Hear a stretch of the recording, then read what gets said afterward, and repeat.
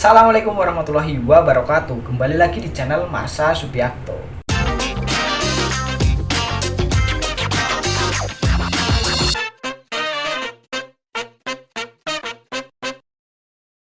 Pada kesempatan kali ini kita akan kembali membagikan info menarik. Kali ini kembali terkait dengan seleksi calon pegawai negeri sipil untuk formasi tahun 2021. Kali ini pembahasannya berkaitan dengan seleksi kompetensi bidang. Inilah dia 10 materi yang sering keluar pada SKB CPNS Formasi Tenaga Kesehatan. Bismillahirrahmanirrahim, langsung saja kita mulai. Inilah dia materi langganan keluar pada SKB CPNS Formasi Perawat dan Tenaga Kesehatan lain. Untuk materi yang pertama berkaitan dengan Undang-Undang Nomor 36 Tahun 2014. Tentang apa? Yaitu tentang tenaga kesehatan. Perlu diingat dan teliti bahwa ini tentang tenaga kesehatan, bukan tentang kesehatan tok, tapi tentang tenaga kesehatan. Pasal yang sering keluar yaitu pasal 58 ayat 1, tenaga kesehatan dalam menjalankan praktik wajib A. Memberikan pelayanan kesehatan sesuai dengan standar profesi, standar pelayanan profesi, standar prosedur operasional dan etika profesi, serta kebutuhan kesehatan penerima pelayanan kesehatan. B. Memperoleh persetujuan dari penerima pelayanan kesehatan atau keluarganya atas tindakan yang akan diberikan. C. Menjaga kerahasiaan kesehatan penerima pelayanan kesehatan. D. Membuat dan menyimpan catatan dan atau dokumen tentang pemeriksaan, asuhan, dan tindakan yang dilakukan. Dan E. Merujuk penerima pelayanan kesehatan ke tenaga kesehatan lain yang mempunyai kompetensi dan kewenangan yang sesuai. Kemudian yang kedua, pasal 66 ini berkaitan dengan standar profesi, standar pelayanan profesi, dan standar prosedur operasional. Ayat 1, setiap tenaga kesehatan dalam menjalankan praktek berkewajiban untuk mematuhi standar profesi, standar pelayanan profesi, dan standar prosedur operasional. Kemudian ayat 2, standar profesi dan standar pelayanan profesi sebagaimana dimaksud pada ayat 1 untuk masing-masing jenis tenaga kesehatan ditetapkan oleh organisasi profesi bidang kesehatan dan disahkan oleh Menteri. Ayat 3, standar pelayanan profesi yang berlaku universal ditetapkan dengan peraturan Menteri. Ayat 4, standar prosedur operasional sebagaimana dimaksud pada ayat 1 ditetapkan oleh fasilitas pelayanan kesehatan. Ayat 5, ketentuan lebih lanjut mengenai penerapan standar profesi, standar pelayanan profesi, dan standar prosedur operasional diatur dengan peraturan Menteri. Kemudian pasal 44 ini sering keluar juga, yaitu ayat 1 berkaitan dengan STR. Setiap tenaga kesehatan yang menjalankan praktik wajib memiliki STR.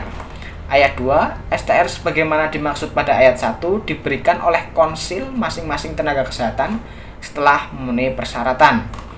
Ayat 3, persyaratan sebagaimana dimaksud pada ayat 2 meliputi A. Memiliki ijazah pendidikan di bidang kesehatan. B. Memiliki sertifikat kompetensi atau sertifikat profesi. C. Memiliki surat keterangan sehat fisik dan mental. D. Memiliki surat pernyataan telah mengucapkan sumpah janji profesi. Dan E. Membuat pernyataan mematuhi dan melaksanakan ketentuan etika profesi. Ayat 4, STR berlaku selama 5 tahun dan dapat diregistrasi ulang setelah memenuhi persyaratan.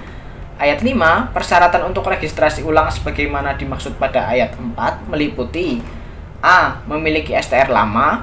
B. Memiliki sertifikat kompetensi atau sertifikat profesi. C. Memiliki surat keterangan sehat fisik dan mental.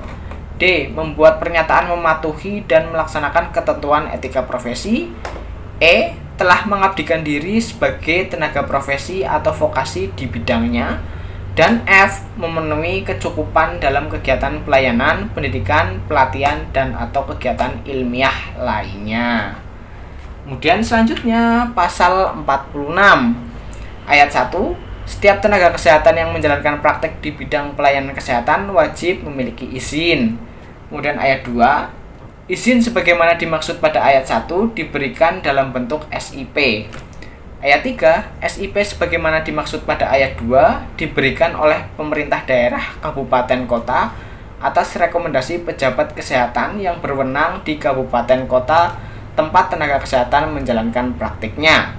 Ayat 4, untuk mendapatkan SIP sebagaimana dimaksud pada ayat 2, tenaga kesehatan harus memiliki A. STR yang masih berlaku, B. Rekomendasi dari organisasi profesi, dan C. Tempat praktik. Kemudian ayat 5, SIP sebagaimana dimaksud pada ayat 2 masing-masing berlaku hanya satu tempat. Ayat 6, SIP masih berlaku sepanjang A. STR masih berlaku dan B. Tempat praktik masih sesuai dengan yang tercantum dalam SIP. Ayat 7, ketentuan lebih lanjut mengenai perizinan sebagaimana dimaksud pada ayat 1 diatur dengan peraturan menteri. Lanjut lagi yang kedua, yaitu berkaitan dengan Undang-Undang Nomor 36 Tahun 2009. Tentang apa? Yaitu tentang kesehatan. Tadi Undang-Undang Nomor 36 Tahun 2014 tentang tenaga kesehatan. Kali ini tentang kesehatan. Jadi harus diingat, jangan sampai kebolak-balik. Pasal yang keluar biasanya pasal 10, pasal 11, pasal 12, pasal 13 bisa dibaca sendiri. Dan pasal 14 ini berkaitan dengan tanggung jawab pemerintah. Lanjut lagi yang ketiga berkaitan dengan Perpres nomor 64 tahun 2020. Tentang apa? Tentang perubahan kedua atas peraturan Presiden nomor 82 tahun 2018 tentang jaminan kesehatan. Jadi ini Perpres tentang jaminan kesehatan yang sudah dirubah selama 2 kali di masa pemerintahan Presiden Joko Widodo. Yang pertama di tahun 2018, kemudian 2019 juga sudah ada perubahan pertama, kemudian yang kedua perubahan keduanya Perpres nomor 64 tahun 2020. Lanjut lagi yang keempat berkaitan dengan SJSN. Apa itu SJSN? Yaitu Sistem Jaminan Sosial Nasional. Pertanyaan sederhananya mungkin kepanjangan SJSN, tapi lebih dalam lagi mungkin terkait dengan undang-undang, yaitu Undang-Undang Nomor 40 Tahun 2004 tentang Sistem Jaminan Sosial Nasional. Lebih dalam lagi berkaitan dengan pasal-pasal yang ada pada undang-undang tersebut. Jadi silahkan teman-teman pelajari. Lanjut yang kelima yaitu visi Kemenkes sesuai visi Presiden. Apa? Terwujudnya Indonesia maju yang berdaulat, mandiri, dan berkepribadian berlandaskan gotong royong. Jangan sampai salah. Kemudian ini dari website Kemenkes, visi dan misi Kementerian Kesehatan tahun 2020 sampai 2024 menjabarkan visi dan misi Presiden tahun 2020 sampai 2024 di bidang kesehatan, yaitu visi menciptakan manusia yang sehat, produktif, mandiri, dan berkeadilan. Untuk misi dan tujuan strategisnya silahkan teman-teman bisa baca sendiri. Lanjut lagi yang keenam yaitu SDGs. Apa itu SDGs? Yaitu Sustainable Development Goals atau pembangunan berkelanjutan.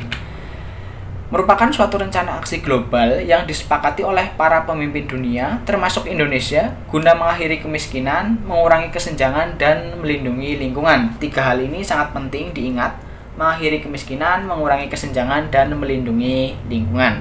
SDGs berisi 17 tujuan dan 169 target yang diharapkan dapat dicapai pada tahun 2030. Kemudian ini tujuan SDGs-nya yang berhubungan dengan kesehatan biasanya yang ditanyakan, yaitu tujuan SDGs nomor 2 mengakhiri kelaparan, tujuan SDGs nomor 3 kesehatan yang baik dan kesejahteraan, kemudian SDGs nomor 5 kesetaraan gender, dan SDGs nomor 6 sanitasi, akses air bersih dan sanitasi. Lanjut yang ke-8 yaitu aspek fundamental SDGs.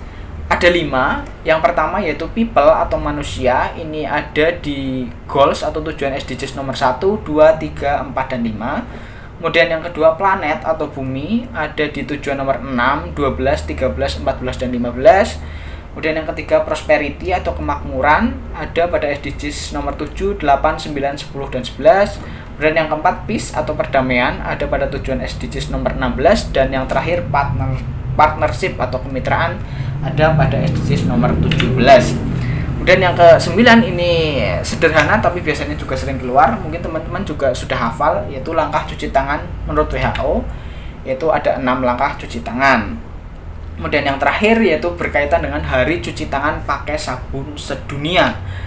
Itu diperingati setiap tanggal 15 Oktober. Kemudian yang ditanyakan biasanya temanya. Dan tahunnya nggak sesuai dengan tahun yang saat ujian, 2019, 2018, dan teman-teman harus bisa menghafalkan semuanya.